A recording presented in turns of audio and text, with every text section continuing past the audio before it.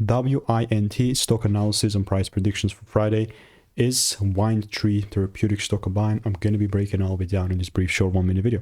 Look, I'm the only person in this space doing 43,000 videos over 5 years and documenting everything, showing you what's working and what's not. During this 5 years, all it's on my YouTube channel, and I briefly was about to sell for a second time here. It gave me the first break, second break never came, and I was like, okay, screw that. Starting to shift up.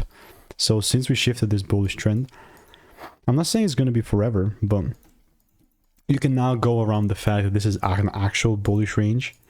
So with that fact, and this pulling into my demand zone, here, if there is a double break, I'm still willing to take it further up and buy more. You know what I mean? So all I'm doing here in the meantime is just waiting for rules to be met.